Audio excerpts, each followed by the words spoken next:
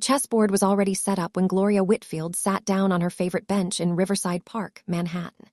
She wiped the surface of the wooden table with her sleeve, adjusted the white pieces on her side, and leaned back like she owned the entire park.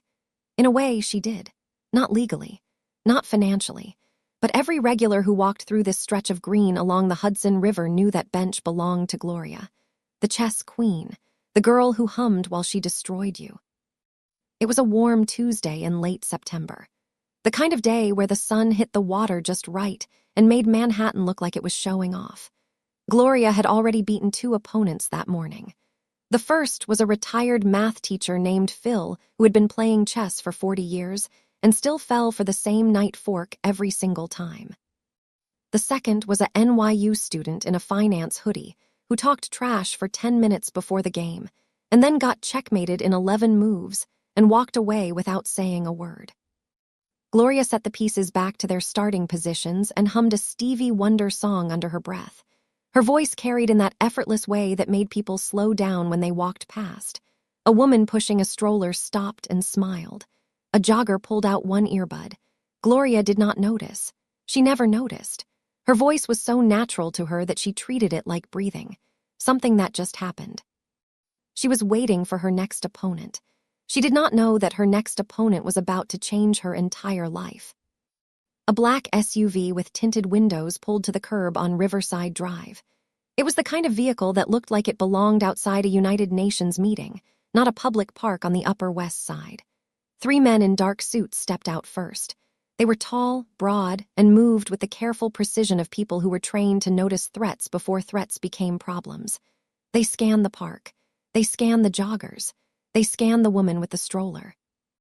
Then the back door opened. The man who stepped out did not look like he belonged in a public park.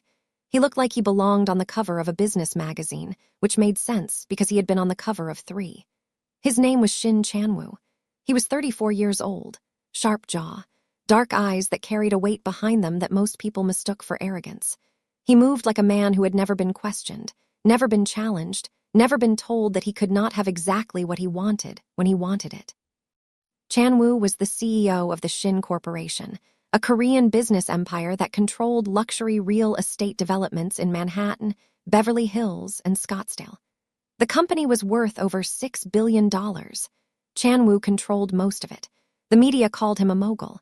His employees called him sir. People who had tried to negotiate against him in boardrooms called him impossible. He walked straight to Gloria's bench. His bodyguard, a massive man named Park Do-yeon, followed 3 steps behind with a look on his face that suggested he had tried to talk his boss out of this and failed. Chanwoo sat down across from Gloria without asking permission, without introducing himself, without any of the social niceties that normal people used when they approached a stranger in a public park. He looked at the board, he looked at her, he said one word. Play. Gloria looked at him. She took in the suit, the watch, the 3 large men standing 10 feet away trying to look casual and failing miserably. She had no idea who this man was. She did not read business magazines. She did not follow billionaire news. To her, he was just another man in expensive clothes who probably thought he was smarter than he actually was.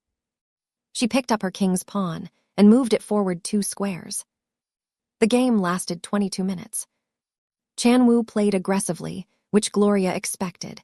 Men who looked like him always played aggressively. They pushed their pieces forward like they were trying to conquer territory. They sacrificed pawns without thinking because they viewed pawns as disposable. They relied on force, on intimidation, on the assumption that their opponent would crack under pressure. Gloria did not crack under pressure. Gloria had never cracked under pressure in her life. She played patiently. She let him overextend. She traded pieces at the right moments.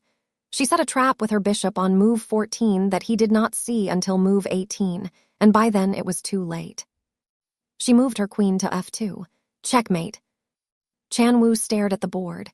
His jaw tightened. Behind him, Do-yeon shifted his weight like he was preparing for his boss to flip the table. He had seen Chanwoo react to losses before, in boardrooms, in negotiations, in moments where his pride took a hit. It was never pretty. But Chanwoo did not flip the table. He did not raise his voice. He did not do any of the things that powerful men usually did when they lost to someone they did not expect to lose to. He stood up. He buttoned his jacket. He looked at Gloria with an expression she could not quite read. "Tomorrow," he said, "same time." Gloria shrugged.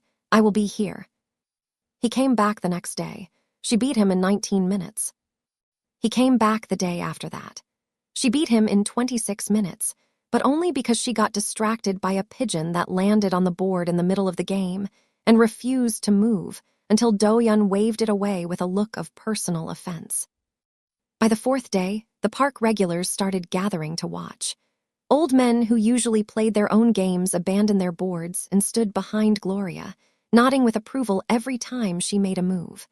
Dog walkers let their dogs tangle leashes around the bench legs while they watched. By the sixth day, someone filmed it. A college kid with an iPhone stood 3 feet away and recorded the entire game. He posted it on TikTok that night with the caption, "This woman in Riverside Park keeps beating a man who showed up in a whole motorcade, and he keeps coming back for more."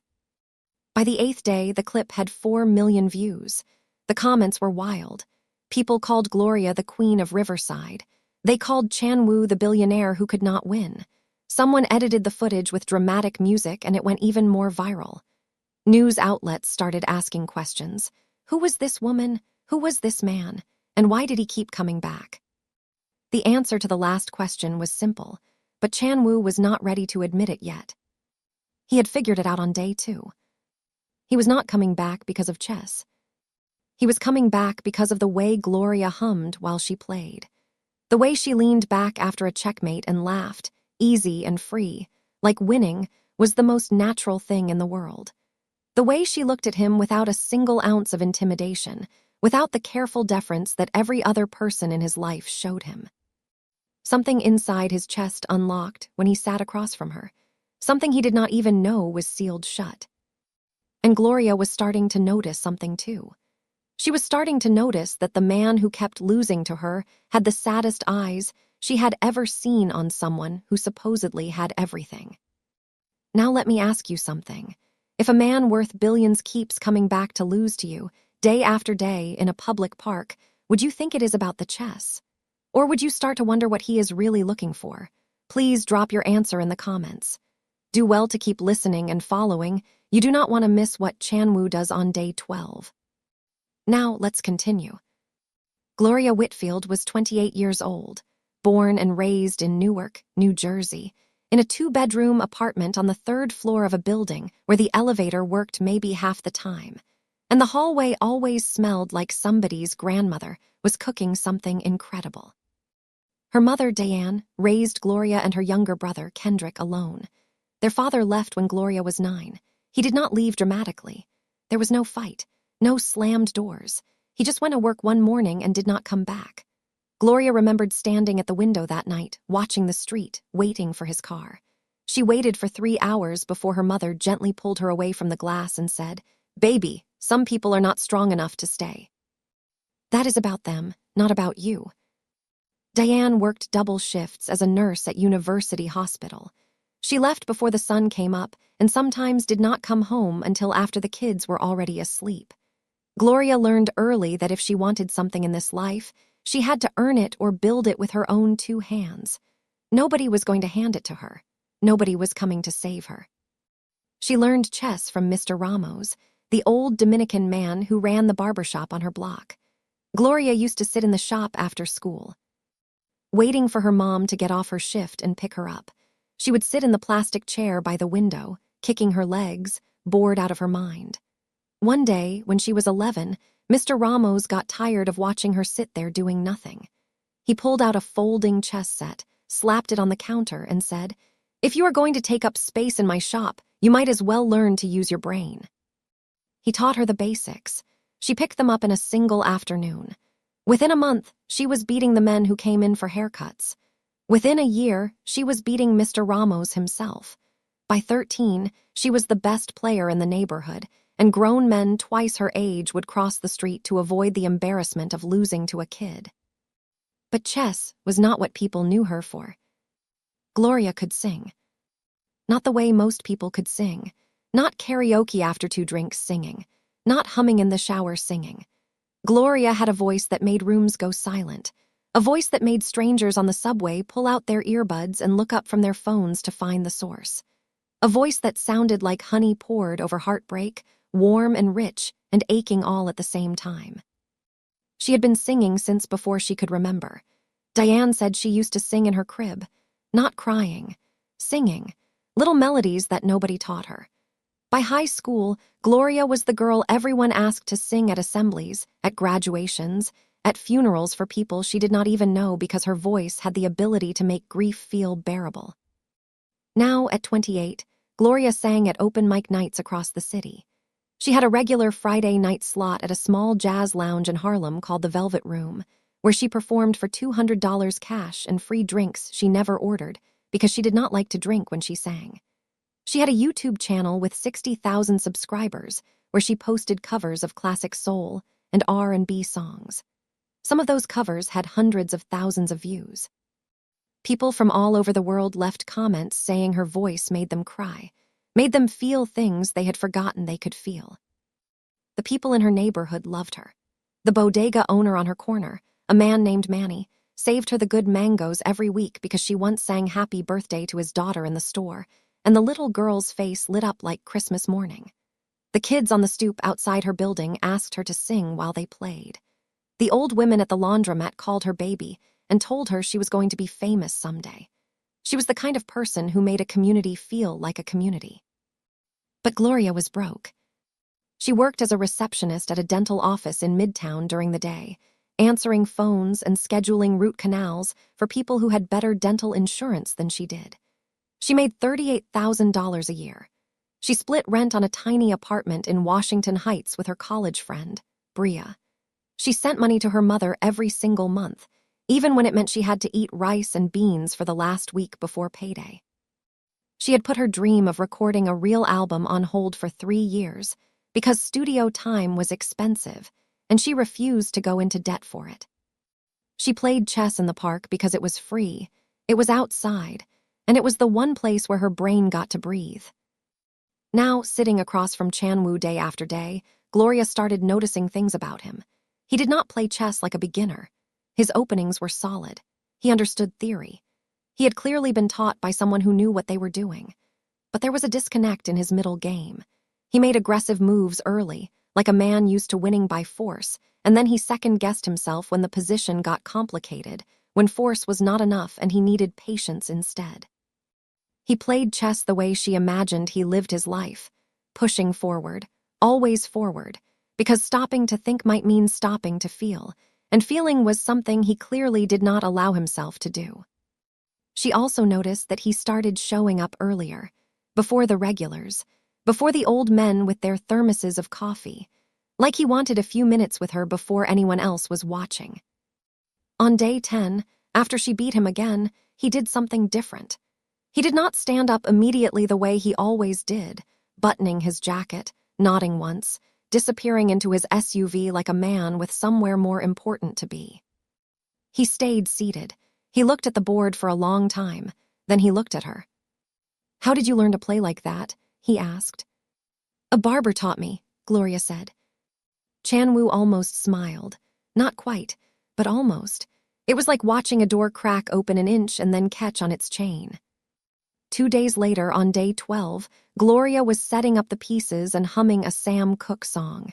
She did not think about what she was humming. She never did. It just came out. Chan-woo sat down across from her and said, "You should not be humming that." Gloria looked up. "You should be singing it," he said. "Somewhere people pay to hear it." Something flickered in Gloria's chest. Not romance. Not yet. Something more like recognition. Like being seen by someone who had no reason to look. "You have never heard me sing," she said. Chan-woo moved his first pawn without looking at the board. His eyes stayed on her. "I looked you up," he said. Gloria's hand froze over her night. This was the first time she realized he knew who she was, that he had gone home and typed her name into a search bar and watched her videos and listened to her voice when she was not there. That changed the temperature of everything. Shin Chan-woo was not born powerful. He was shaped into it, the way a blacksmith shapes steel, with heat and pressure and the complete removal of anything soft. His father, Shin Myung-ho, built the Shin Corporation from a single garment factory in Seoul into a multinational conglomerate with holdings in luxury real estate, five-star hotels, and high-end commercial development across 3 continents. The family relocated to the United States when Chan-woo was 14, establishing their American headquarters in a gleaming tower in Midtown Manhattan. Chan-woo was raised to inherit the empire. There was never a question. There was never a choice. Private tutors in mathematics and economics before he was old enough to drive. Elite prep schools where the tuition cost more than most families earned in a year. Wharton for undergrad, where he graduated top of his class. Harvard Business School after that. By 26, he was running the North American division of the Shin Corporation. By 30, his father stepped back from daily operations, and Chan-woo took over the entire company. But the business magazines that profiled him, the ones that used words like visionary and strategic genius, never printed the part of the story that actually mattered. Chan-woo's mother, Shin Soo-yeon, died when he was 16. She was the one who taught him chess. She was the one who sat with him in the garden of their home in Seoul when he was 7 years old and placed each piece on the board and told him their names, their movements, their purposes. She was the one who let him win the first 10 games and then started playing for real. And when he finally beat her honestly at age 13, she laughed so hard she cried and said, "Now you are ready." She was the one who made him laugh. She was the soft center of a family built on steel. When she was alive, the house felt like a home. When she died, suddenly, from a brain aneurysm that came without warning on a Sunday afternoon, the house became a headquarters. Myung-ho did not grieve, or if he did it somewhere Chan-woo could not see. What Myung-ho did was work. He doubled his hours. He tripled his expectations. And he applied those expectations to his son with a force that left no room for sadness, no room for memory, no room for the kind of soft, quiet moments that Soo-yeon had filled their lives with. Chan-woo was not allowed to grieve. He was told that grief was a distraction. He was told that his mother would have wanted him to be strong. He buried everything, every memory, every feeling, every part of himself that his mother had nurtured and his father considered weakness. Now at 34, Chan-woo ran a $6 billion empire. He lived in a penthouse on Park Avenue. He had a reputation for being brilliant, relentless in negotiation, and impossible to read. He had no close friends. His younger sister, Shin Yuna, who was 29 and lived in San Francisco where she ran an independent arts collective, was the only person on earth who spoke to him honestly. And even Yuna said he had become, in her words, a man made of schedules and silence. His head of security, Park Do-yeon, was the closest thing he had to a friend. Do-yeon had been with him for 8 years. He was a former Korean military police officer who stood 6'3" and had the emotional intelligence of a much smaller, much softer man. Do-yeon was the one who first noticed Chan-woo staring out the car window at the chess players in Riverside Park 3 weeks ago. They were stuck in traffic on Riverside Drive, and Chan-woo's eyes locked onto the outdoor boards, and something in his expression changed, softened. Do-yeon had said simply, "Just go play." He did not expect his boss to go back 13 times. Now there was a problem, a big one. Chan-woo's father had been orchestrating a strategic partnership with the Yoon family, one of the wealthiest Korean-American families in the country, based in Palo Alto, California. The Yoons controlled a massive portfolio of commercial real estate on the West Coast. The deal involved merging key properties and development rights with the Shin Corporation. It was worth $1.4 billion on paper and considerably more in long-term influence. But the deal came with a condition that was not written in any contract. It was understood. It was expected. Chan-woo would marry Yoon Murray, the Yoon family's eldest daughter. This was not a suggestion. This was not a "it would be nice if." This was the foundation on which the entire partnership was built. 2 families, 2 empires, 1 marriage to seal it. Old-school Korean business tradition wrapped in modern American corporate language. Chan-woo had met Murray exactly 4 times. She was 31, polished, educated at Stanford, and completely uninterested in him as a person. The feeling was entirely mutual. They sat across from each other at dinners arranged by their parents and made polite conversation about real estate trends and travel destinations and absolutely nothing that mattered. Neither of them had the courage to say what they both felt, which was that this arrangement was a cage, because both families had too much money on the line for honesty to be affordable. Ma Young-ho had made it clear. The family legacy came first. It always came first. It was the only thing that came.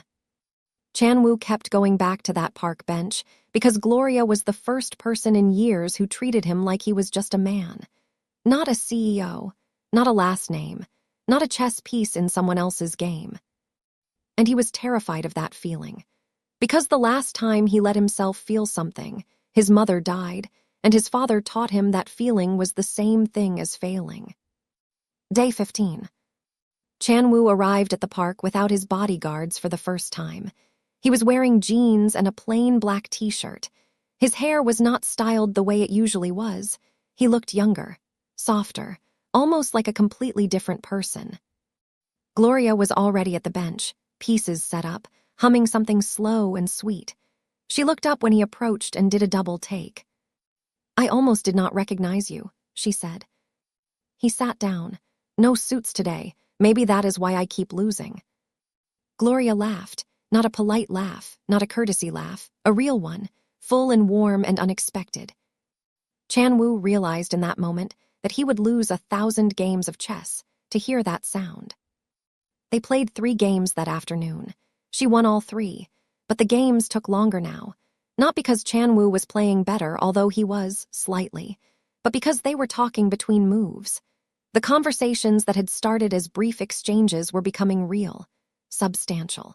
The kind of conversations where you forget what time it is and the shadows get longer and you do not care. He asked about her singing. She told him about the Velvet Room in Harlem, about her YouTube channel, about the album she had been dreaming of making since she was 19, the songs she had written in notebooks that were stacked on her nightstand, the melodies she heard in her head when she was falling asleep.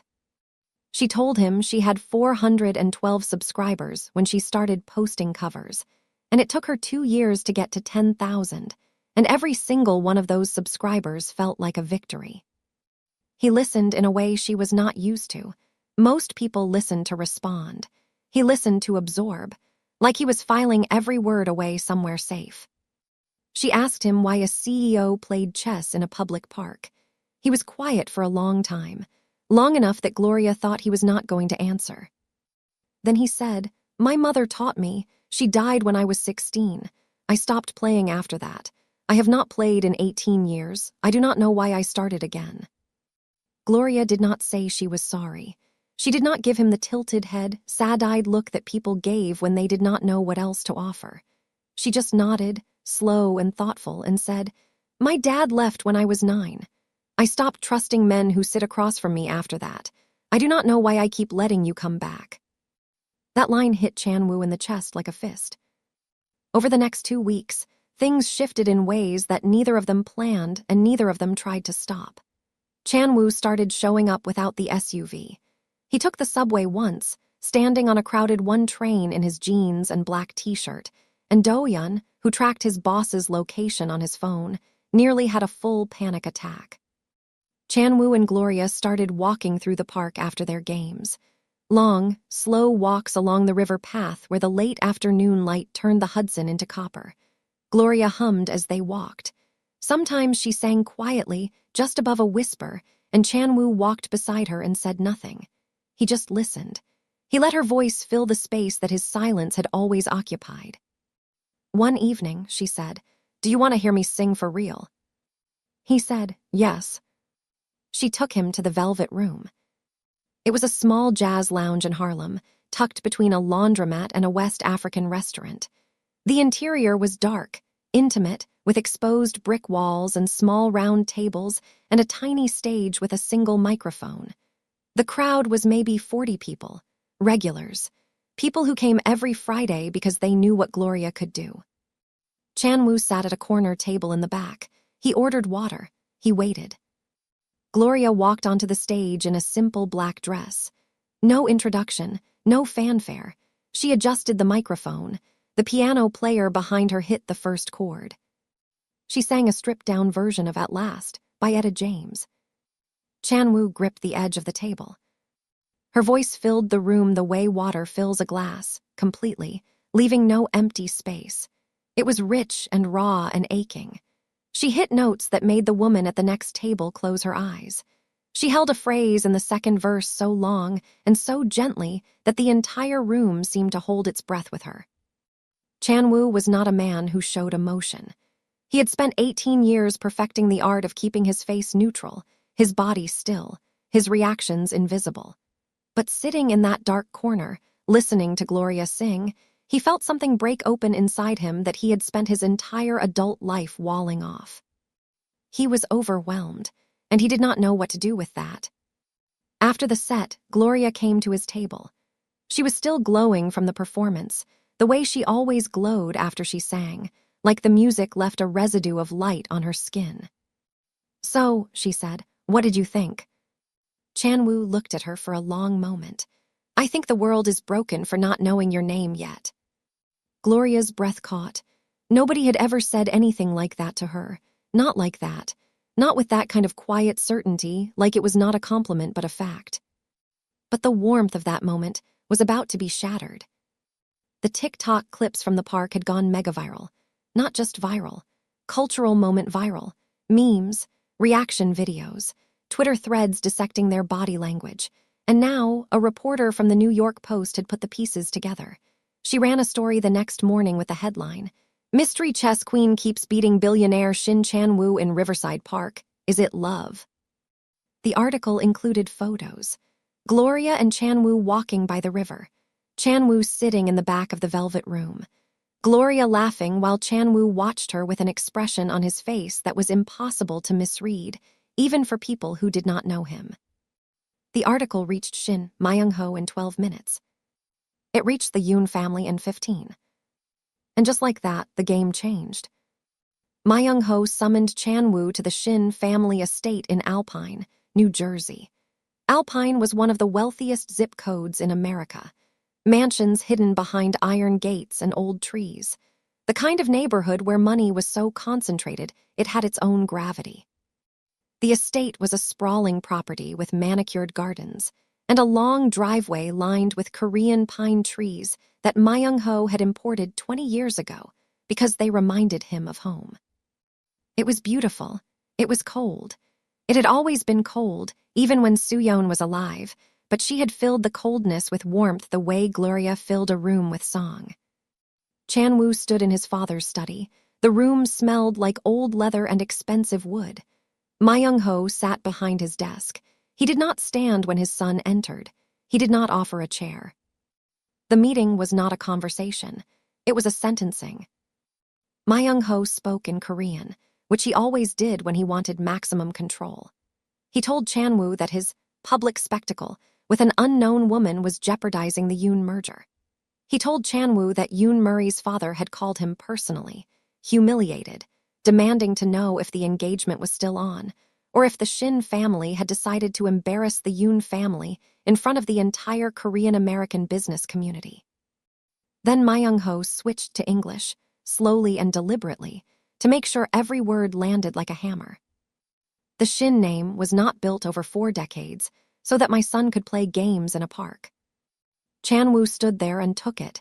His face was still. His hands were at his sides. But inside, something was burning. Something that had been smoldering for 18 years.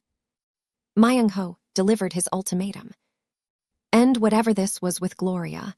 Publicly appear with Yoon Murray at the Shin Corporation's annual gala in 3 weeks. Announce the engagement at the gala. Smile for the cameras. Shake the right hands. Do what the family requires. Or, Myung-ho would pull Chan-woo from his position as CEO. He would install a hand-picked replacement. He would restructure the inheritance to cut Chan-woo out of everything his mother's memory was tied to, including the family home in Seoul where Soo-yeon's belongings were still kept.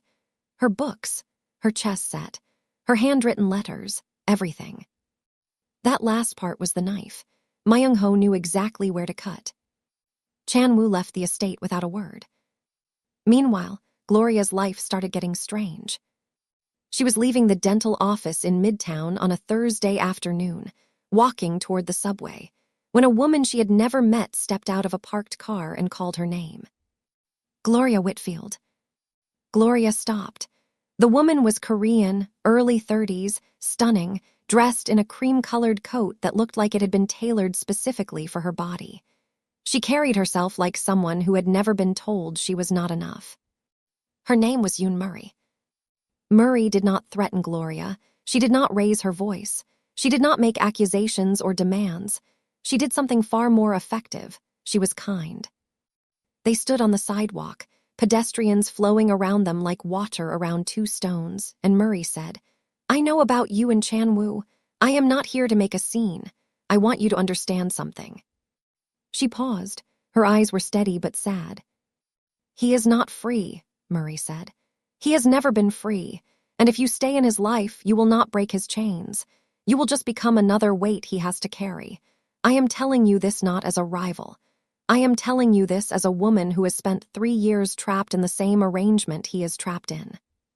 Gloria said nothing. She felt her chest tighten, not because Murray was wrong, but because there was genuine sadness in Murray's voice, a bone-deep exhaustion that Gloria recognized.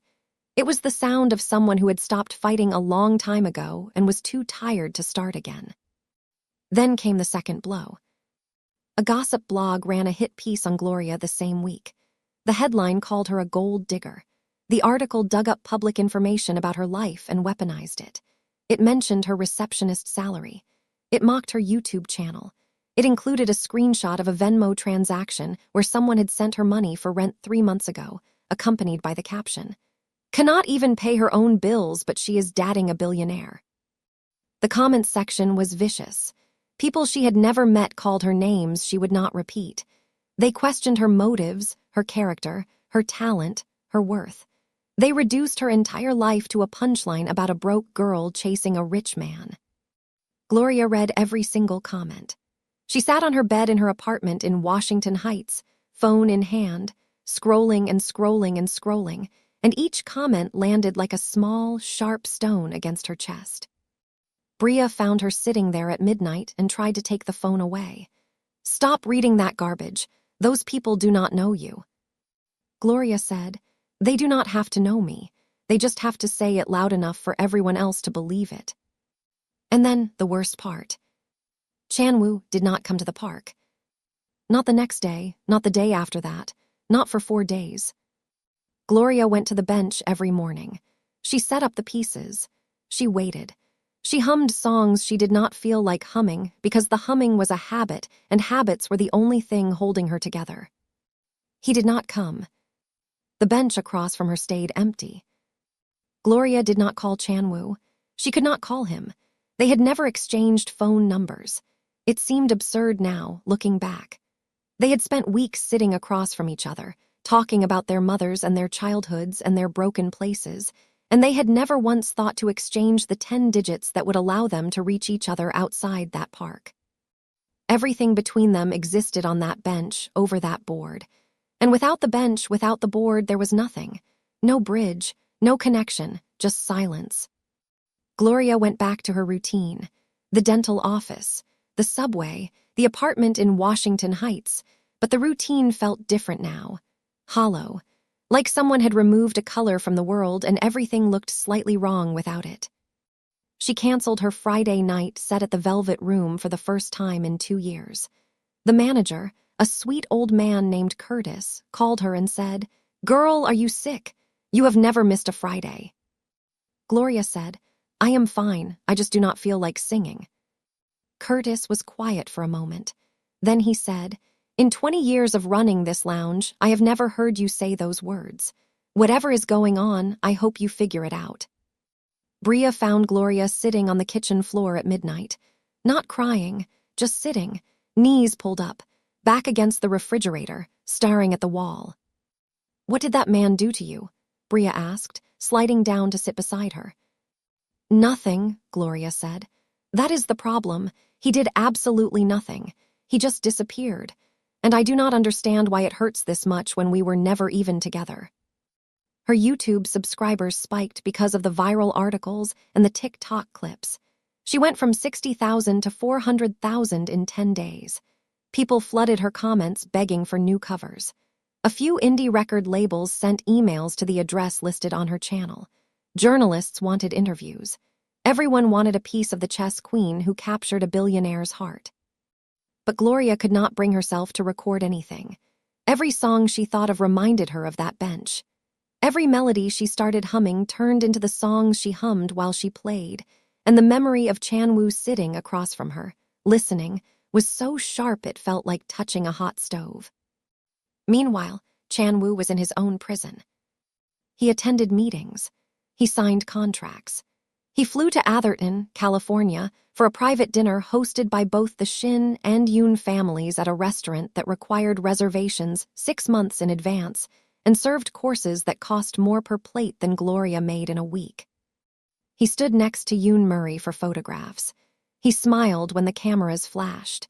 He said the right things to the right people. He performed the role of the dutiful son, the strategic CEO, the man who understood that personal feelings were a luxury the family could not afford. But Do-yeon saw it. Do-yeon, who had spent 8 years reading his boss's body language the way a sailor reads the weather, saw everything. He saw the way Chanwoo's hands stayed in his pockets the entire dinner, clenched into fists so tight that his knuckles ached by dessert. He saw the way Chanwoo's smile never reached his eyes. He saw the way Chanwoo excused himself between the 4th and 5th courses and stood alone in the hallway for 4 minutes, staring at his phone, at Gloria's YouTube channel, at a video he had already watched 11 times. Alone in the car after the dinner, driving back to the hotel, Do-yeon finally said something. "You are miserable." Chanwoo stared out the window at the California night. "I am doing what is required." Do-yeon was quiet for a moment. Then he said, very carefully, "Your mother would not have wanted this for you." Chanwoo turned to look at him. The expression on his face was something Do-yeon had never seen before. Not anger, not grief, something between the two. Something that did not have a name. "Do not talk about my mother," Chanwoo said. Do-yeon nodded. He did not apologize because he was not sorry. He had said what needed to be said. 3 days later, Yoona called from San Francisco. She had seen the articles. She had watched every chess video. She had spent an entire evening going through Gloria's YouTube channel, listening to every cover, reading every comment. "I have never seen you look at anyone the way you look at that woman in those videos," Yoona said. "Not once in your entire life." Chanwoo said, "Yoona." "No," she said. "Listen to me. I love our father, but he is wrong. He has been wrong about a lot of things since Mom died. Please do not let him turn you into him. You are not him. You were never supposed to be him." Chanwoo closed his eyes. His sister's voice sounded so much like their mother's that it physically hurt. That night, alone in his Park Avenue penthouse, Chanwoo opened his laptop. He pulled up Gloria's YouTube channel. Her latest video had been posted 2 days ago. It was a cover of "I Can't Make You Love Me" by Bonnie Raitt. She was sitting on a stool in what was clearly her small apartment. The lighting was bad. The audio was from her phone. The background was a plain white wall with a framed print of something he could not quite make out. But her voice broke on the second verse in a way that was so raw, so clearly about something real, that it stopped being a cover and became a confession. She was not performing the song. She was living it. Every cracked note, every pause where she gathered herself before the next line, every breath that shook slightly on the way in, it was all real. The video already had 2.3 million views. The top comment had 47,000 likes. It said, "Whoever made this woman sing like this, I hope you hear this, and I hope it keeps you up at night." Chanwoo watched the video 4 times. On the 5th time, he picked up his phone. Gloria's phone rang at 6 in the morning. She was already awake. She had not been sleeping well. She lay in her bed in the gray early light, staring at the ceiling, and when the unknown number flashed on her screen, she almost let it go to voicemail. She answered on the 4th ring. "Miss Whitfield, this is Park Do-yeon. I am Mr. Shin's head of security." Gloria sat up. Her heart rate jumped, but she kept her voice level. "I know who you are." "Mr. Shin, Would like to know if you will be at your bench today." Gloria was quiet for 5 full seconds. She could hear her own breathing. She could hear Bria snoring in the next room. She could hear the early morning traffic on the street below. Then she said, "Tell Mr. Shin that I have been at that bench every single day. He is the one who stopped showing up." There was a muffled sound on the other end, like Do-yeon was relaying the message. A pause. Then Do-yeon came back. "He says he will be there in 1 hour, and he says he is sorry." Gloria hung up. She sat on the edge of her bed for a full minute. Then she got up, got dressed, and walked to Riverside Park. Chan-woo arrived exactly 1 hour later. He was alone. No SUV, no bodyguards. He was wearing a simple gray sweater and dark pants, and he looked like he had not slept properly in at least a week. There were shadows under his eyes. His usual sharpness was dulled. He looked, for the first time since she had known him, like a man who had been through something. Gloria was already at the bench, pieces set up, arms crossed, face unreadable. He sat down across from her. The board was between them, the way it had always been. "You disappeared," she said. "I know," he said. "For 4 days." "Yes. I read the articles, the blog. I read what they called me." Chan-woo's jaw tightened. "I will fix that." Gloria shook her head. "I do not need you to fix it. I have been fixing things my whole life without you. I need you to tell me the truth. What is this? What are we doing? Because I sat on that bench for 4 days waiting for a man who never told me he was not coming, and I need to know if I was waiting for something real or if I was just a game you played between board meetings." The words hit him hard. He could see the hurt behind her steady expression. He could see the pride holding her together.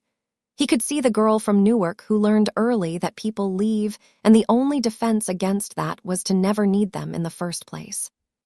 Chan-woo told her everything. He told her about his father's ultimatum, about the Yoon merger and the $1.4 billion hanging over his head like a guillotine, about Murray and the arranged engagement that neither of them wanted, about his mother's house in Seoul, the one with her books and her chest set and her handwritten letters, being used as leverage to keep him in line. He told her about the dinner in Atherton, where he stood next to a woman he did not love and smiled for cameras, while his hands shook in his pockets. About the 18 years of burying every feeling his father told him was a weakness. About the fact that he had spent his entire adult life building an empire he never asked for because the only person who ever asked him what he actually wanted died when he was 16 years old. And then he said, "You are the first person who ever beat me at something and made me want to come back. Not because I wanted to win, because I wanted to be near you. Because when you laugh, I remember what it feels like to be a person instead of a position. And I am done pretending that is not what this is." Gloria's eyes filled with tears. She did not let them fall.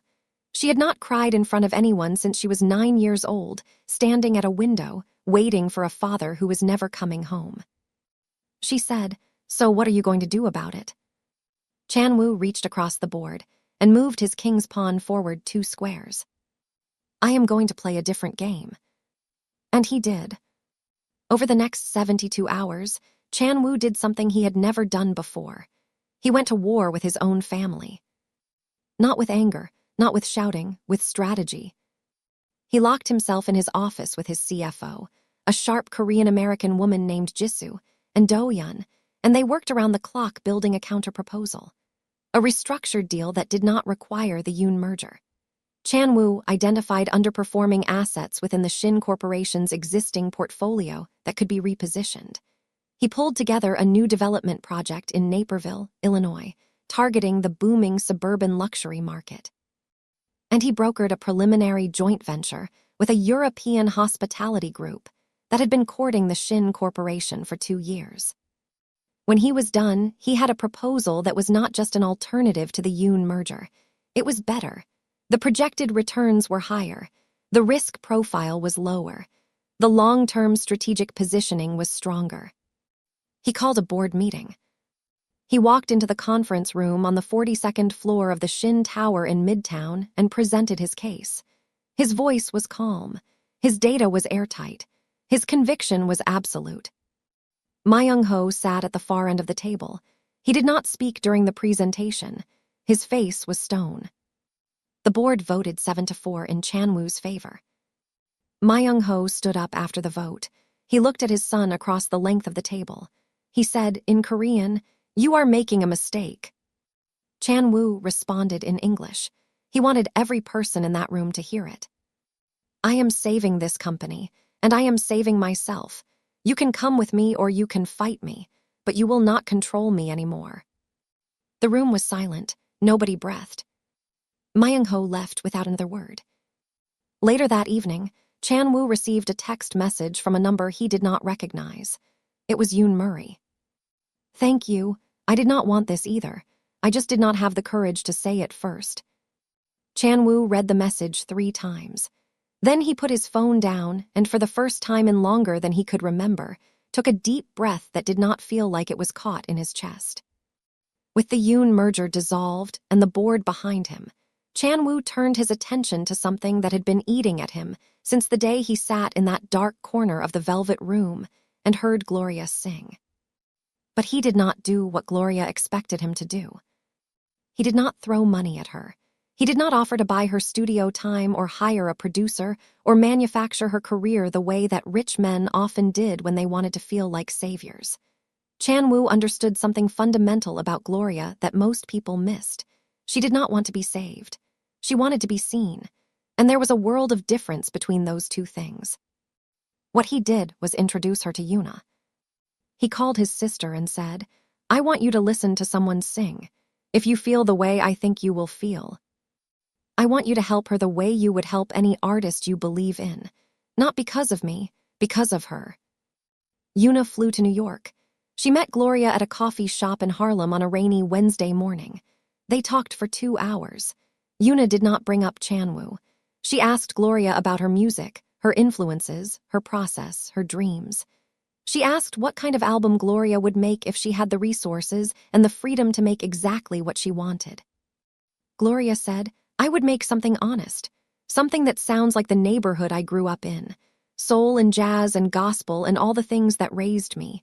No auto-tune, no tricks, just voice and feeling." Yoona leaned back in her chair and said, "Come to San Francisco this weekend. I have a studio space at my collective. No strings, no contracts. Just come and sing and let us record it properly." Gloria hesitated. Every instinct in her body, every lesson she had learned from a lifetime of doing things on her own, told her to say no. She did not take things from people. She did not accept favors. She did not put herself in positions where she owed anyone anything. But Bria, when Gloria told her about the offer that evening, said something that cut right through the resistance. "Girl, this is not charity. This is someone recognizing what the rest of us have known since you were 17 years old. You have the talent. You have always had the talent. The only thing you have never had is the chance. Go." Gloria flew to San Francisco on a Friday morning. She walked into Yoona's studio space, a converted warehouse in the Mission District with exposed beams and beautiful natural light, and she felt something settle in her chest. It felt right. It felt like the bench in the park, like a place where she could breathe. She recorded 4 songs in 3 days. She sang them live with minimal accompaniment, a piano, a guitar, a cello on 1 track. The recordings were raw and emotional and stunning. On the 3rd day after she finished the last song, the sound engineer, a quiet woman named Priya, took off her headphones and said, "I have been doing this for 12 years and that is the best thing I have ever recorded." Yoona connected Gloria with a music supervisor who placed one of her songs in the soundtrack of an independent film that premiered at a festival in Austin. Within 2 weeks, the song was added to editorial playlists on Spotify. Within a month, it had 8 million streams. Within 6 weeks, it had 22 million. Gloria's life did not change overnight. She was not discovered by a magical force and instantly catapulted to fame. The change was gradual, real, and earned. The Jazz Lounge in Harlem offered her a weekly headline slot with a real fee. A mid-level record label sent her a deal that was fair, with creative control and transparent royalties, and she had a lawyer review it twice before she signed. Music blogs started writing about her. Podcasts invited her on. Someone at Essence magazine pitched a profile piece. And the article, when it ran, called her the voice that went viral for all the right reasons. Her mother called her on a Tuesday night, and Diane's voice cracked the moment Gloria answered. "Baby," Diane said, "I always knew. From the time you were singing in that crib, I always knew this was who you were supposed to be." Gloria finally cried. Sitting on the floor of her apartment in Washington Heights, phone pressed to her ear, she let the tears come, and they were not sad tears. They were the tears of a woman who had carried a dream on her back for 20 years and was finally, allowed to set it down. Meanwhile, she and Chanwoo were building something real. They were not rushing. They were not performing a relationship for cameras or social media or gossip blogs. They were two people who had found each other over a chessboard and were now learning each other in all the spaces beyond it. They went on actual dates. Ramen at a tiny spot in the East Village where the chef recognized Gloria from her YouTube channel and gave them extra noodles. Walks across the Brooklyn Bridge at sunset, where the light did something spectacular to the skyline, and Gloria sang softly under her breath, and Chanwoo walked beside her with his hands in his pockets, and a piece on his face that Do-yeon said he had never seen before. They flew to New Orleans for a weekend, and Gloria sang on a street corner in the French Quarter on a Saturday afternoon, and a crowd of 40 people gathered around her, clapping and swaying and recording on their phones, and Chanwoo stood in the back of the crowd grinning like a man who had just discovered what his face was designed to do. But the peace did not last. Myung-ho had not surrendered. He had retreated, which was different. He was a man who understood patience. He had spent 40 years building an empire. He knew how to play long games. He leaked a fabricated story to a Korean-language media outlet based in Los Angeles. The story claimed that Chanwoo had been emotionally unstable and potentially unfit to lead the Shin Corporation. It cited anonymous sources within the company. It used words like erratic and compromised. It was designed not to destroy Chanwoo publicly, but to plant seeds of doubt among the board members who had voted in his favor. Then Myung-ho filed a formal motion with the board to trigger a leadership review. Under the company's bylaws, a review required a vote and could result in the removal of the CEO. It was a nuclear option, but Myung-ho was not a man who bluffed. He also hired a private investigator to look into Gloria's past, every corner of it, every relationship, every financial transaction, every mistake she had ever made. He was looking for ammunition. The investigator spent 2 weeks digging. He searched public records and social media archives and financial databases. He interviewed people from Gloria's neighborhood. He found nothing. Gloria Whitfield was exactly who she appeared to be. A woman from Newark who played chess in the park, sang like her voice was a gift from somewhere beyond understanding, sent money to her mother every month, and had never owed anyone anything she could not repay. The investigator submitted his report. Myung-ho read it in his study in Alpine. He set it down on his desk and stared at it for a long time. But the leadership review was still happening, and if Myung-ho convinced enough board members to flip their votes, Chanwoo could lose everything he had fought for. Chanwoo got the call about the review while he was sitting across from Gloria at the chessboard in Riverside Park on a Tuesday afternoon. She had just checkmated him for what she claimed was the 41st time. He said it was the 39th. She said he was wrong, and she had been keeping count since day one.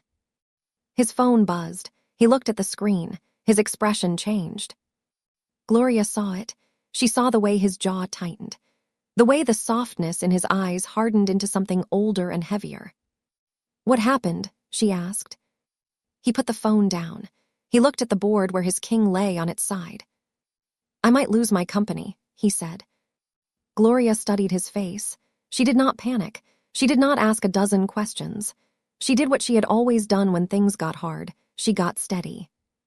"You might," she said, "but you are not going to lose yourself, and you are not going to lose me, so let us figure this out." She reached across the board and took his hand. It was the first time they had touched. His fingers closed around hers, and he held on like she was the only solid thing in a world that kept shifting under his feet. The board review was scheduled for a Wednesday morning at the Shin Corporation headquarters in Midtown Manhattan. It was the most important day of Chan Woo's professional life. Ma Young-ho arrived early. He brought his lawyers and 2 board members who had been loyal to him for over a decade.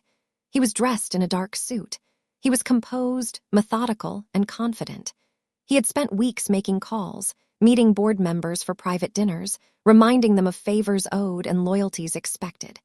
He was a man who had not lost a strategic battle in 40 years, and he did not intend to start now. Chan Woo arrived with something his father did not expect. Results. In the 6 weeks since he had restructured the company's direction and dissolved the Yoon merger, every single metric that mattered had moved in the right direction. The European joint venture had already secured anchor tenants for 2 major hotel developments, one in Manhattan and one in Scottsdale. The Naperville project was ahead of schedule and under budget. The company's stock price was up 11%. 3 financial publications had run feature articles praising what they called Chan Woo's visionary pivot. His ability to identify a stronger path and have the courage to take it even when it meant standing alone. Chan Woo walked into the boardroom carrying a leather folder. He did not look at his father. He greeted each board member individually, by name, with a handshake and a level gaze. Then he stood at the head of the table and addressed the room. He did not attack his father. He did not play politics. He did not make emotional appeals or air family grievances in front of business associates. He was his mother's son in that moment, strategic and graceful and utterly precise. He presented the numbers, revenue projections, market analysis, client acquisition data, return on investment timelines. Every slide was clean, every data point was verified, every claim was backed by documentation. Then he closed the folder and said something that silenced the room. My mother, Shin Soo-yeon, used to say that the strongest move in chess is not the attack. It is the move your opponent does not see coming. My father taught me how to build. My mother taught me how to think. I am honoring both of them every day that I lead this company, but I will not sacrifice who I am to do it. Because the moment I do, I am not leading. I am just following orders, and this company deserves a leader. The room was quiet. Even Ma Young-ho, who had spent a lifetime controlling rooms, did not speak. The board voted, 9-2. Chan Woo retained his position as CEO with a strengthened mandate and a formal statement of confidence from the board. 2 members who had originally been sympathetic to Ma Young-ho approached him after the vote and told him, quietly, that his actions over the past several weeks had been damaging to the company's stability and reputation. Ma Young-ho stood. He buttoned his jacket. He walked to the door of the boardroom. He did not shake his son's hand. He did not congratulate him. He did not say a word. He left the building. Chan Woo stood at the window of the conference room, 42 stories above the city, and looked out at Manhattan. He stayed there for a long time. 3 days later, Yuna called. Something happened, she said. Her voice was strange, not upset, not happy, something in between. Father listened to the song. What song? Chan Woo asked. Gloria's song, the one from the film's soundtrack. I do not know how he found it. Maybe he searched for it. Maybe it came up on a playlist. But I walked past his study last night and the door was cracked open and I heard it playing. I stood in the hallway and listened. He played it 3 times in a row. Chan Woo did not know what to say. He sat with the phone against his ear and let the information settle. Ma Young-ho did not call. He did not text. He did not apologize.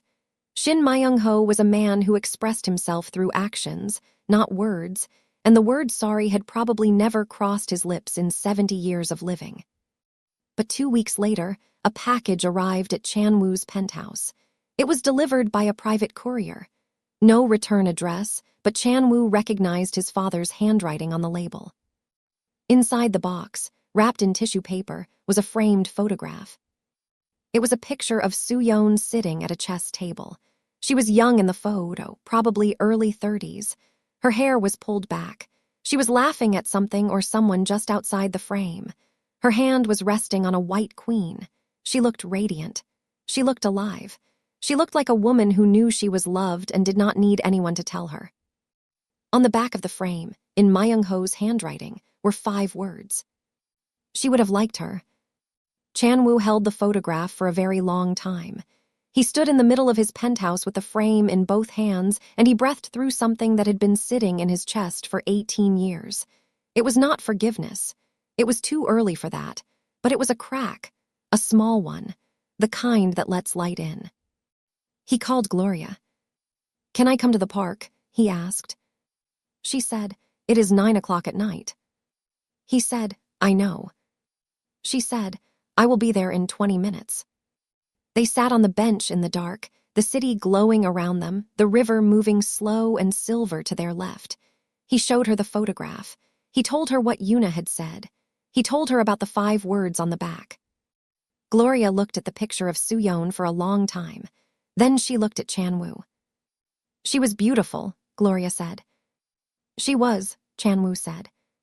"She looks like someone who laughed a lot." "She did." Gloria handed the frame back to him carefully, like it was made of something more delicate than glass and wood. "You should put this somewhere you can see it every day. Not in a drawer, not in a closet. Somewhere your eyes land on it first thing in the morning." Chan Wu nodded. He did not trust his voice to say more. Gloria leaned back on the bench and looked up at the sky. You could not see stars in Manhattan, but the sky was clear and dark and vast, and sometimes that was enough. She started to hum, softly, an old gospel song her mother used to sing while she cooked. The melody drifted out over the park, over the water into the night. Chan Wu closed his eyes and listened. 6 months later. Riverside Park, the same bench, the same chessboard. Gloria was different now, not fundamentally, not at her core.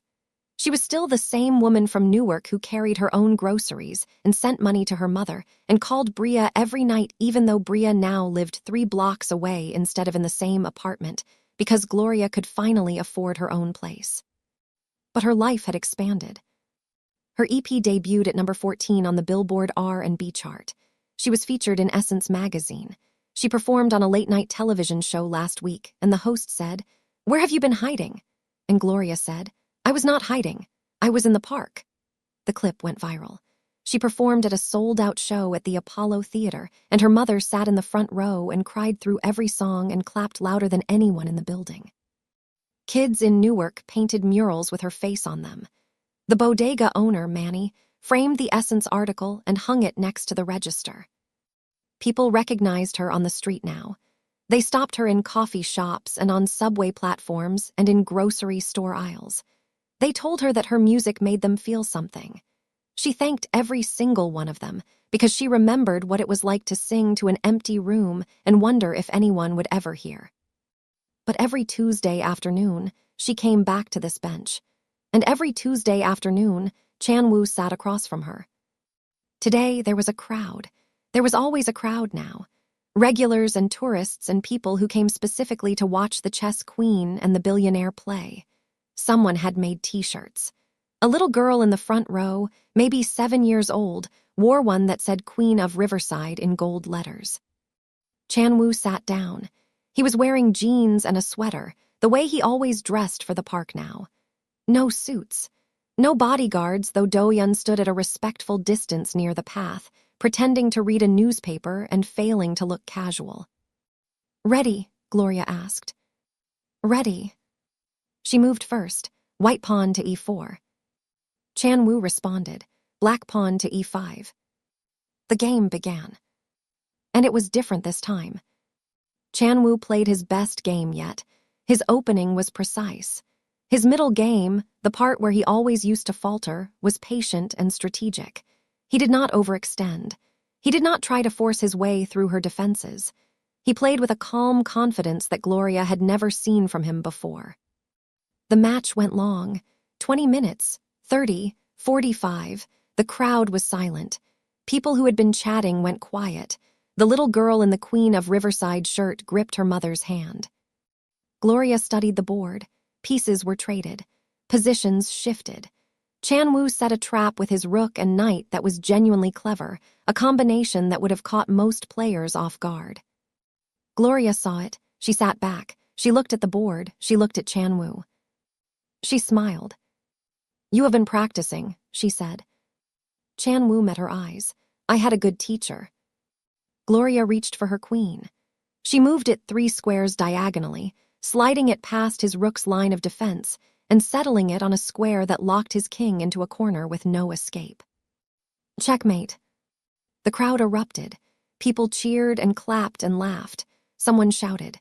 The little girl jumped up and down. Phil, the retired math teacher who had been watching from a bench nearby, pumped his fist in the air like his team had just won the championship. Gloria stood up and took a small bow, grinning. Chanwoo leaned back on the bench and shook his head, but he was laughing, really laughing, full and open and free, the kind of laugh that transforms a face, the kind that Do-yeon, standing 30 feet away, had never heard from his boss in 8 years of service. Gloria walked around the board to Chanwoo's side. She sat down next to him on his bench, close enough that their shoulders touched. She leaned her head against his shoulder. He put his arm around her. Someone in the crowd, a teenage boy with a phone in his hand and a huge grin on his face, shouted, "Are you ever going to let him win?" Gloria grinned. "Why would I do that? He keeps coming back anyway." Chanwoo pulled her closer. He pressed his lips to the top of her head, just briefly, and said quietly, so only she could hear, "Every time." The crowd slowly dispersed. The sun dropped lower over the Hudson. The park filled with golden light. The chessboard sat between them, pieces still arranged in the final position, Gloria's queen standing tall in the center of the board. Gloria Whitfield grew up in Newark, New Jersey, with nothing but a voice, a chessboard, and a stubborn, unshakable belief that she was enough. She did not come from money. She did not come from connections. She came from a mother who worked double shifts and a barber who taught her to think and a neighborhood that loved her before anyone else did. Shin Chanwoo grew up in a tower with everything except the one thing that mattered. He had wealth and power and an empire that stretched across continents, and none of it could fill the space his mother left behind. He buried himself in work and silence and the expectations of a father who confused control for love. They found each other over 64 squares in a public park on the Upper West Side of Manhattan. A man who had everything and a woman who had nothing but herself, and it turned out that herself was more than enough. She never stopped playing chess in the park. He never stopped losing. And he never stopped coming back. If this story moved you, do me one small favor. Hit that like button. It takes half a second, but it means the world to me. And if you made it all the way to the end, please drop a comment and tell me, what was your favorite moment? Was it the chess? The song? That photograph from his father? I want to hear it. See you in the next one.